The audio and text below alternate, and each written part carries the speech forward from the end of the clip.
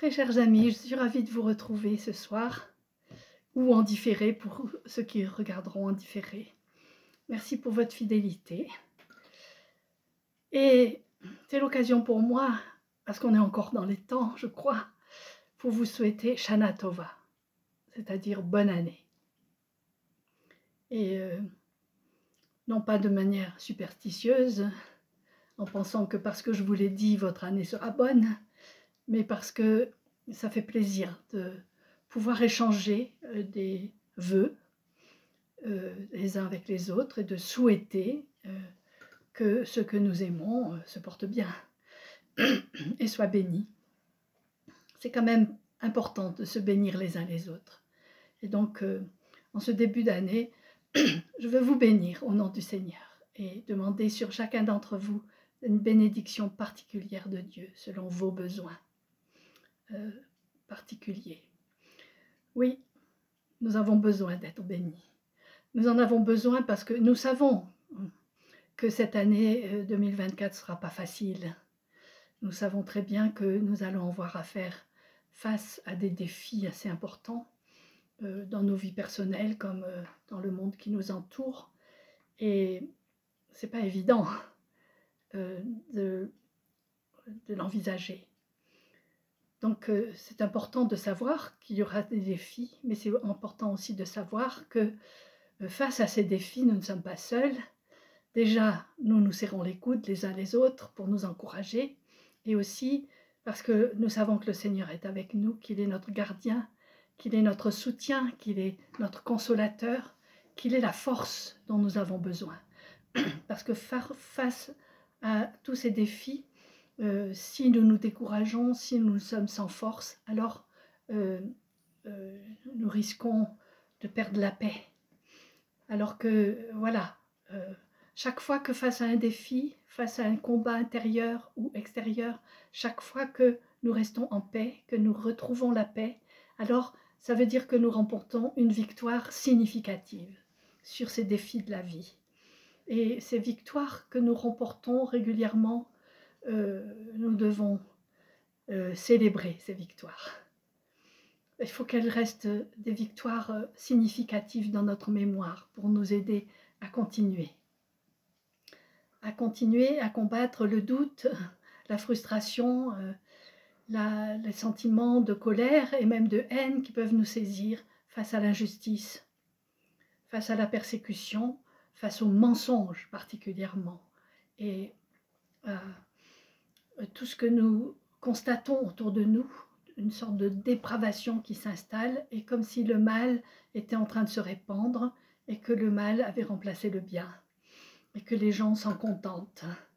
Et nous ne pouvons pas nous en contenter, ce qui fait que nous nous sentons tourmentés. Mais nous sommes quand même dans l'assurance que la victoire que le Christ a remportée pour nous est une victoire définitive sur toute forme de mal et de mort. Nous le savons, mais nous pouvons en douter face à l'épreuve. Quand nous sommes dans l'épreuve, c'est difficile de continuer à dire au Seigneur, je te fais confiance. Chez moi, j'ai une image qui est tout le temps sur mon bureau, que je vais essayer de vous montrer. Comment je la mets? Comme ça, j'espère que vous la voyez bien. C'est Jésus à Gethsémani, qui souffre terriblement, qui est dans le tourment, dans la peine, dans la peur, dans l'angoisse, et qu'un ange vient fortifier. J'aime beaucoup cette image, elle m'aide beaucoup. Elle m'aide beaucoup parce que je sais que les choses que nous vivons en ce moment peuvent être des choses analogues à ce que Jésus a vécu. Pas la même chose, on ne pourra pas souffrir au point où il a souffert. Mais j'entends des gens qui empruntent une forme de vocabulaire qui normalement s'adresse au Christ et à ce qu'il a vécu. On dit par exemple des otages israéliens qui sont aux mains de sanguinaires, de gens sans foi ni loi et extrêmement violents et méchants. Ces otages qui sont dans la main de ces gens, on dit, ils vivent un véritable calvaire. Et les gens qui emploient ce mot ne se rendent même plus compte que ce mot est employé uniquement pour Jésus. Le calvaire, c'est l'endroit où la croix du Christ a été plantée. Ça s'appelait le calvaire, ça veut dire le lieu du crâne. C'était un lieu qui ressemblait à un crâne. Et maintenant, c'est devenu, dans le langage courant, on sait ce que ça veut dire un calvaire. On veut dire que c'est des douleurs et des persécutions, des choses insupportables à vivre. Mais ils n'ont pas complètement tort. Inconsciemment, ils ne se rendent pas compte que ce qu'ils font là, en disant c'est un calvaire qu'ils vivent, eh bien, ils associent les souffrances de ces personnes aux souffrances du Christ. Ne sachant pas forcément que c'est d'associer nos souffrances à celles du Christ, eh bien, c'est s'associer au mystère du salut. Et ça, c'est quelque chose d'extraordinaire. C'est ce pouvoir qu'a Dieu de faire en sorte que le mal qui nous atteint puisse devenir quelque chose de glorieux pour lui et pour nous. Ça, c'est quelque chose qu'on a beaucoup de peine à croire et à envisager, parce qu'on ne peut pas imaginer que Dieu ne veuille pas la cessation de nos souffrances. On ne peut pas envisager que Dieu ne veuille pas que tout ça, ça cesse. Alors pourquoi est-ce qu'il ne le fait pas cesser, justement? Et c'est difficile pour notre foi. C'est difficile pour tout le monde. C'est difficile pour ceux qui sont dans l'épreuve, c'est difficile pour ceux qui voient ceux qui sont dans l'épreuve et qui se posent des questions de pourquoi Dieu permet tout ça. Et voilà, en ce début d'année, toutes ces questions-là, elles remontent à un moment où on souhaite que nos épreuves s'arrêtent, où on souhaite que l'année soit bonne et que enfin on puisse souffler et qu'on puisse vivre un temps de paix. Et oui, nous souhaitons la paix. Nous vous annonçons la paix. Et c'est quelque chose qu'on aime beaucoup chanter, ce chant. Evenu shalom alechem, Evenu shalom alechem, Evenu shalom alechem, Evenu shalom, shalom, shalom alechem. On ne se rend pas compte quand on chante ça, qu'on est en train de dire « Nous vous annonçons la paix ». Nous chantons ce chant en ce début d'année sur Israël. Nous chantons ce chant sur tout ce qui se passe dans la bande de Gaza. Nous chantons ce chant sur toutes les victimes. Nous chantons ce chant sur tout ce qui se passe en Ukraine.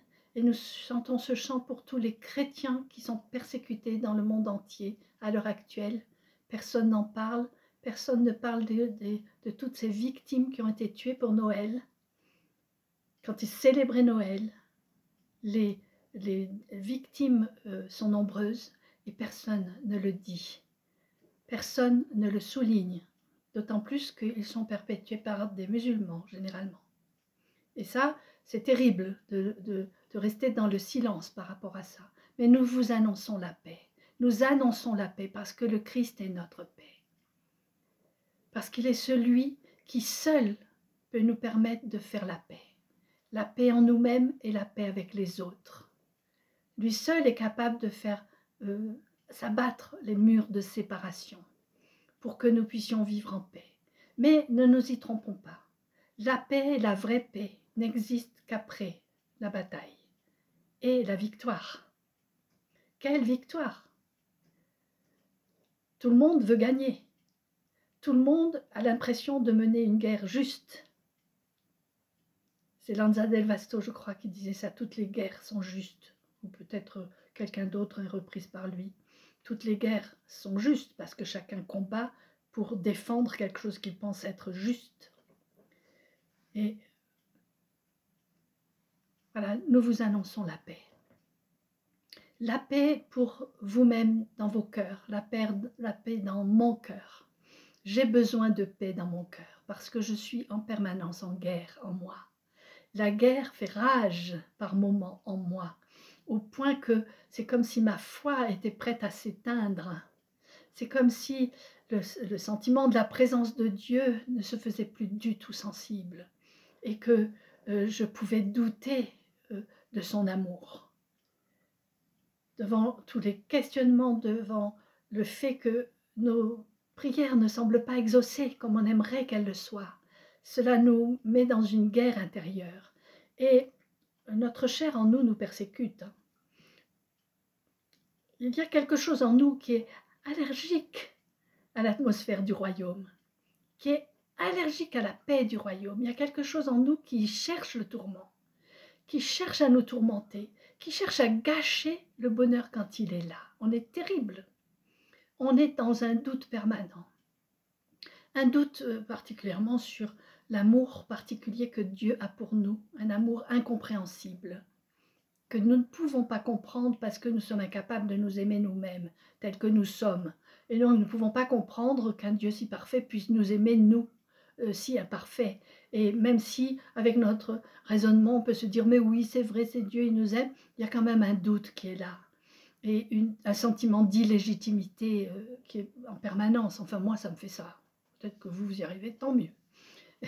Mais oui, il y a ce doute sur l'amour. Et il y a une chose qui m'a frappée dernièrement.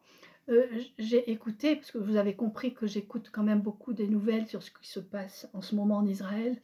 Et j'ai écouté le témoignage d'une femme qui a été otage pendant longtemps et qui a été relâchée.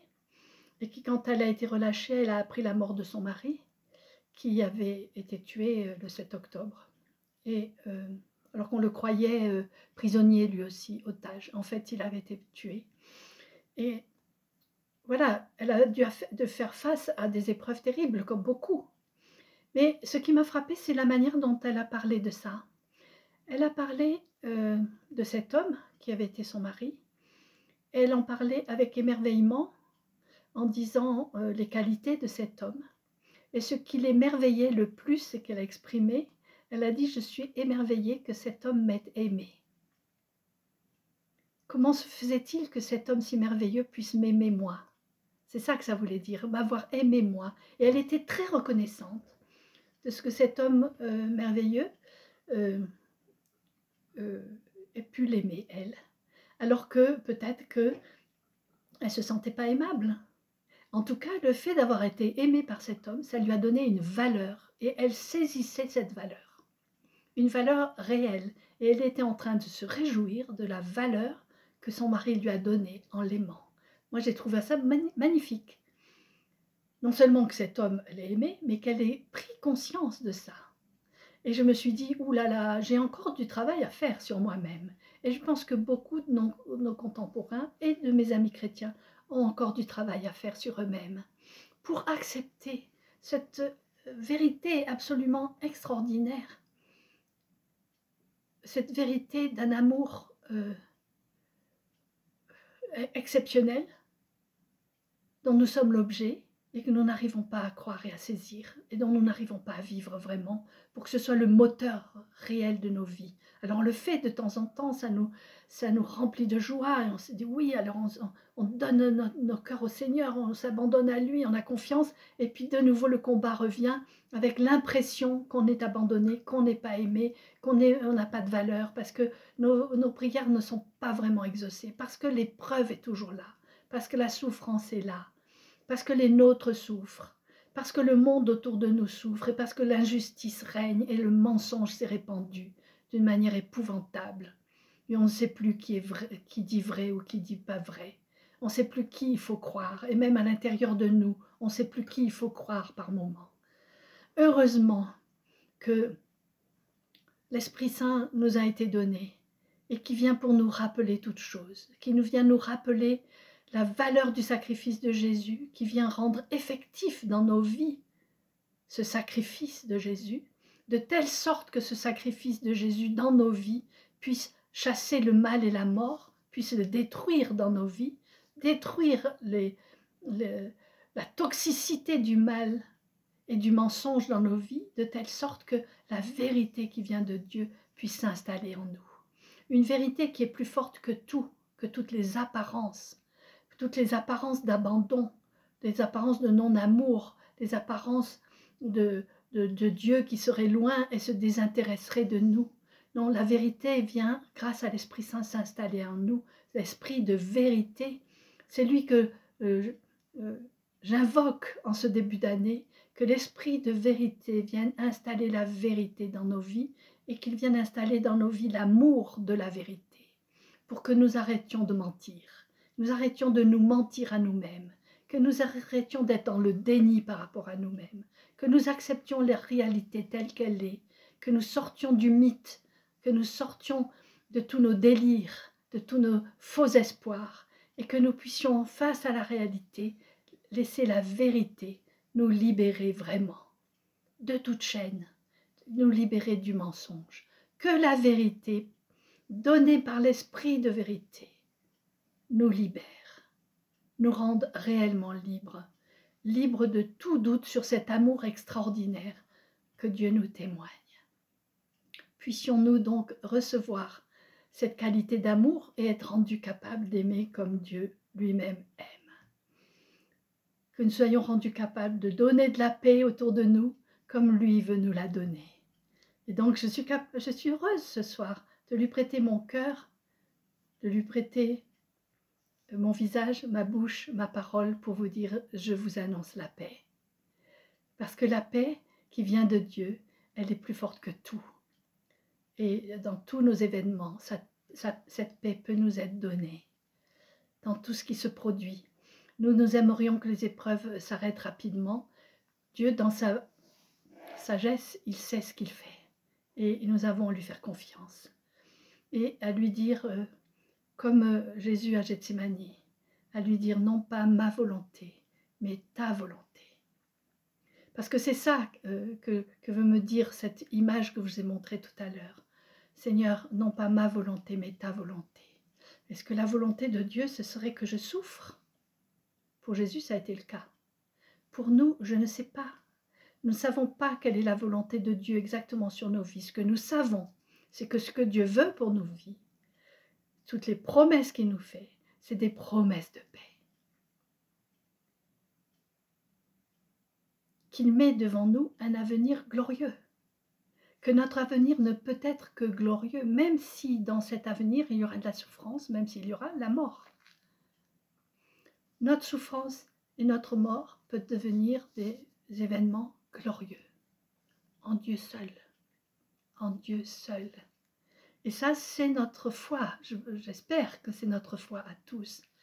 Et c'est pour ça que je veux le redire en ce début d'année, me le redire à moi-même. Et pouvoir redire au Seigneur un oui total, oui, que ta volonté soit faite. Non pas d'une manière, comment dire, d'une manière pas juste, j'arrive pas à trouver le mot, d'une manière qui n'est pas celle qu'il veut. Parce que trop souvent, on pourrait avoir tendance à dire « Bon Seigneur, je te donne ma vie, fais de moi ce que tu voudras, que ta volonté soit faite dans ma vie. » Et on pense « Eh bien, fais-moi souffrir comme tu veux. Si c'est ça que tu veux, eh bien d'accord, allez, fais-moi souffrir, eh bien, je m'offre à toi pour le salut du monde, etc. » Ça, c'est quelque chose qui n'est pas juste, ce n'est pas évangélique. C'est-à-dire, ce n'est pas dans l'évangile. Dieu seul, Jésus seul pouvait donner sa vie pour nous sauver et offrir sa vie pour nous sauver et offrir sa vie et sa mort pour nous sauver. Le salut est en lui seul et par lui seul. Et par son sang, nous sommes sauvés, pas par le nôtre. Même si nous pouvons associer nos souffrances aux siennes et donc nous associer à ce grand mystère du salut. Et ça, j'y crois profondément. Je ne sais pas si vous arrivez à comprendre ce que je veux dire. En tout cas, nous ne disons pas à Dieu, voilà, je te donne ma vie parce que comme ça tu peux me faire souffrir comme tu veux. Non, nous donnons notre vie à Dieu pour lui dire que ta volonté soit faite dans ma vie. C'est-à-dire que ta volonté, j'arrête de m'y opposer à cette volonté qui est la tienne sur ma vie. Que j'arrête d'être allergique à ce que tu veux faire en moi. Que j'arrête de m'opposer à cette vérité que tu veux me communiquer. Que j'arrête de faire en sorte que le mensonge soit plus fort que la vérité en moi. Oui, que ta volonté soit faite dans ma vie, ça veut dire en moi heureuse comme tu veux, toi, me rendre heureuse. Je sais que tu veux, pour moi, le plus grand bonheur. Mais que ce bonheur, tu l'amènes, tu le fais grandir, tu le mets en place, je ne sais pas comment dire, tu me l'amènes progressivement à travers ce que tu penses être le mieux pour moi. Et ce n'est pas forcément en évitant l'épreuve qu'on pourra être heureux. C'est souvent le contraire. C'est souvent après l'épreuve et les souffrances qu'on se rend compte à quel point Dieu a été proche, combien il nous a aidés, combien il nous a encouragés, combien il nous a fait grandir. Et si nous faisons que notre volonté propre, nous ne grandirons pas. Nous ne deviendrons pas les personnes que nous voulons devenir. Lui seul, il sait comment nous faire devenir comme ça. Et comment il va pouvoir contourner les oppositions qu'il y a en nous, inconscientes bien sûr. Mais il y a des oppositions très grandes en nous, il faut qu'on prenne conscience de ça, que en lui disant que ta volonté soit faite, nous nous remettons dans ses mains pleines de sagesse. Nous n'avons pas le discernement qu'il faut. Mais à nous de lui demander, montre-moi ta volonté. C'est quoi ta volonté? Et je voudrais bien la faire. Je veux bien faire ta volonté, Seigneur. Mais viens surtout l'accomplir en moi.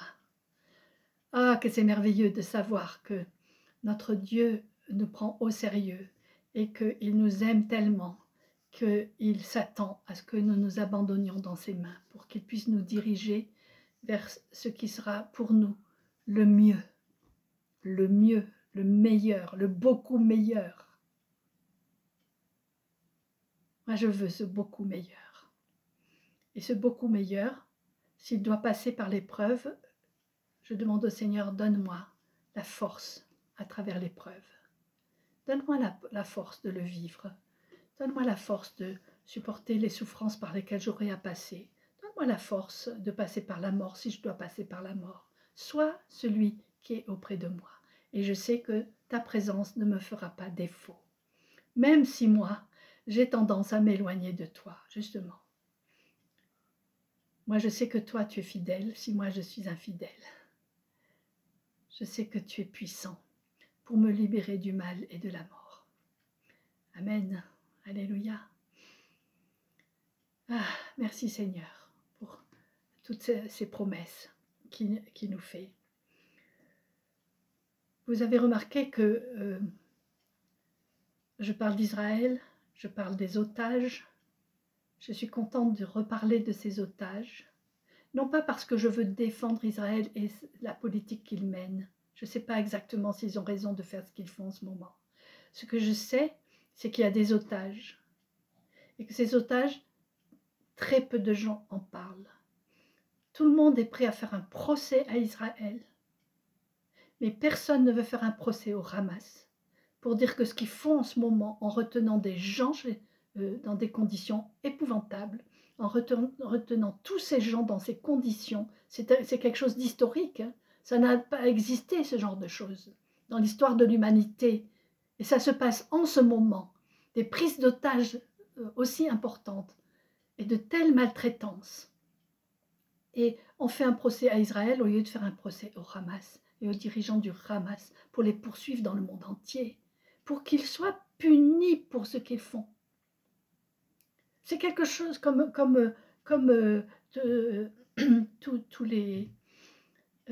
tous les gens qui ont aidé Hitler ont dû être punis et recherchés partout pour être punis à cause des crimes qu'ils ont commis. Et il faut que les gens du Hamas soient punis, il le faut absolument. Après, que la méthode d'Israélien soit la bonne ou pas, je n'en sais rien. Mais je crois vraiment qu'il y a quelque chose de scandaleux à ne pas venir au secours de ces otages.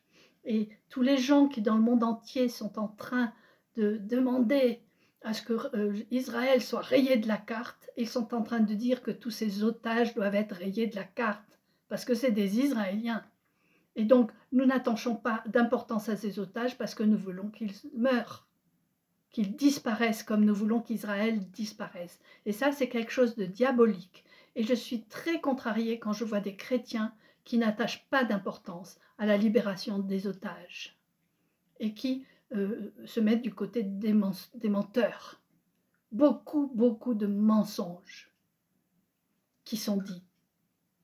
Et ça, je trouve que c'est insupportable. C'est pour ça que j'insiste beaucoup sur l'esprit de vérité qui vient nous installer dans la vérité et qui va nous permettre de continuer à défendre la vérité face aux mensonges dans lesquels nous sommes enfermés. Et actuellement, il y a quelque chose qui me touche beaucoup dans notre monde et dans notre société, et notre société française et européenne en particulier, c'est cette idéologie actuelle au sujet de l'identité, de notre identité propre à chacun, celle que Dieu nous a donnée. Et actuellement, on est mené par un tout petit nombre de personnes, vraiment infime nombre par rapport à la totalité de la population, et on est mené par le bout du nez par ce petit nombre de personnes qui veulent nous faire adhérer à leur idéologie, à la pensée qu'ils ont sur ce qu'ils considèrent être la possibilité de changer d'identité comme on le veut. Et ça, c'est quelque chose qui me tracasse énormément et que je trouve absolument anormal. Et je trouve anormal que si peu de gens réagissent par rapport à ça et se laissent complètement mener par le bout du nez et n'ont même plus peur et ne considèrent pas ça comme important, alors que c'est primordial, que c'est quand même le signe d'une dépravation très importante de notre société. Il n'est pas question de dire que ces gens-là sont des méchants, c'est mauvais et qu'il faut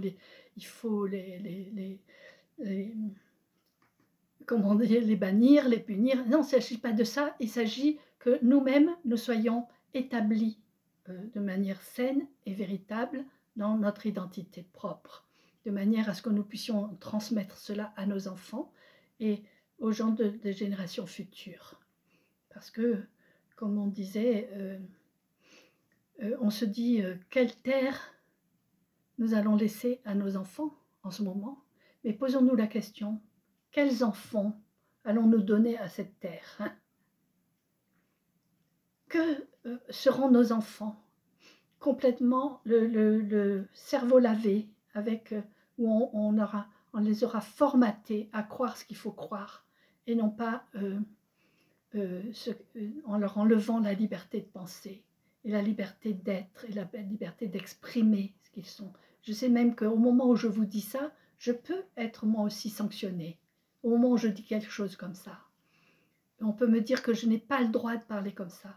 Mais quelle est cette petite minorité qui veut nous mener tous par le bout du nez et qui veut diriger le monde?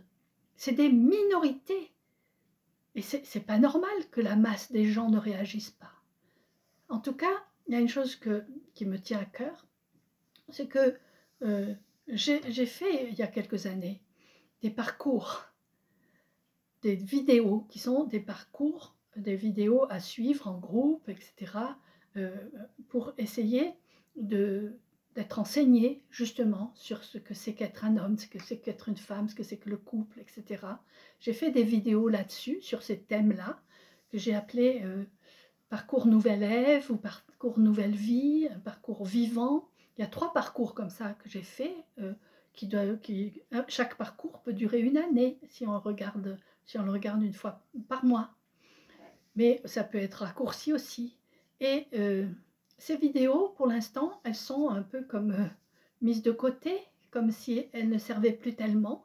Alors, comme j'ai appris que les vidéos que je fais là, et que celles que vous écoutez en ce moment, elles sont coupées par des temps de publicité, et cela me déplaît énormément, que vous soyez obligés de supporter la publicité alors que vous essayez d'écouter mes enseignements.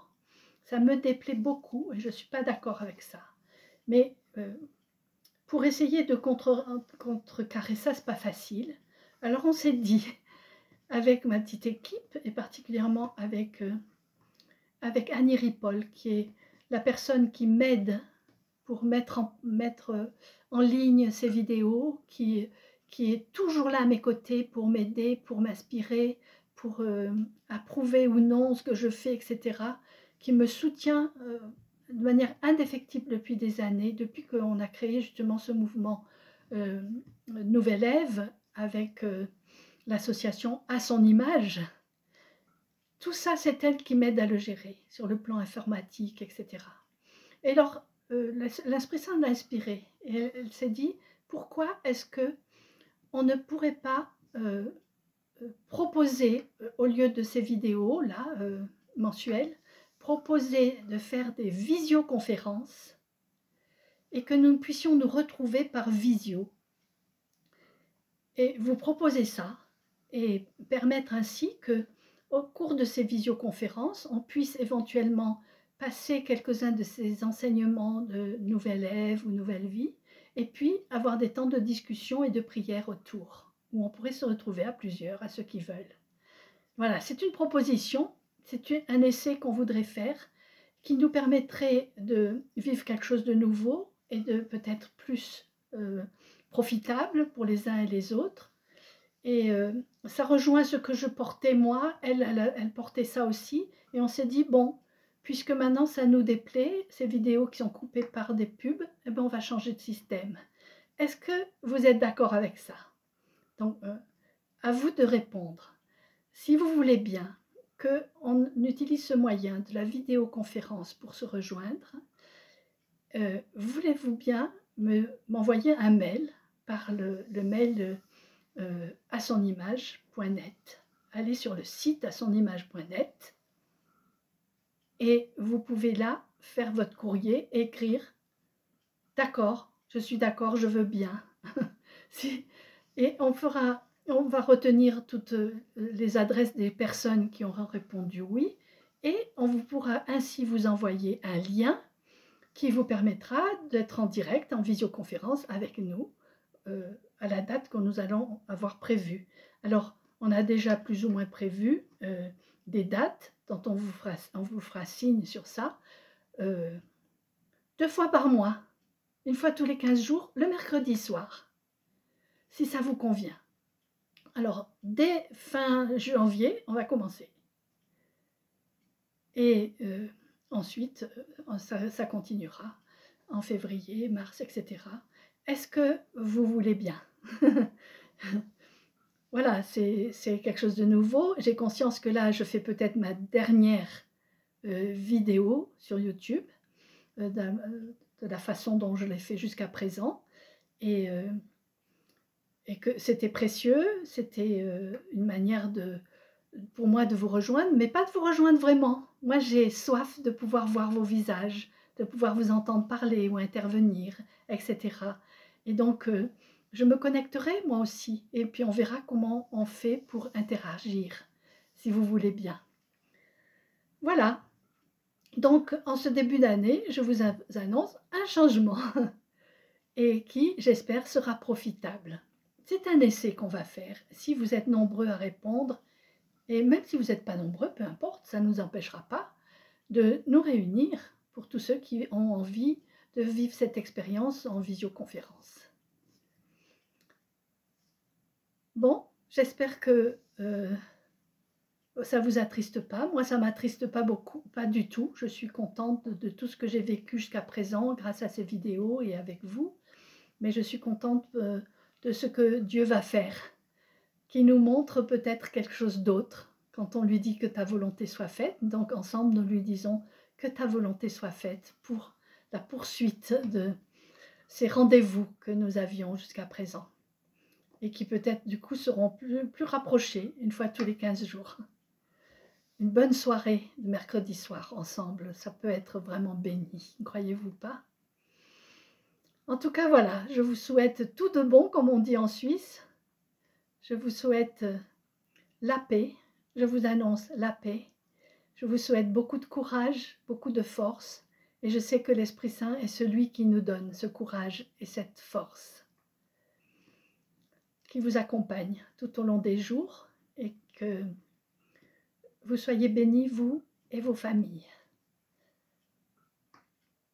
Je vous embrasse particulièrement chacun, avec tout mon amour et mes remerciements. Oui, soyez encouragés. À bientôt, j'espère donc. Au revoir.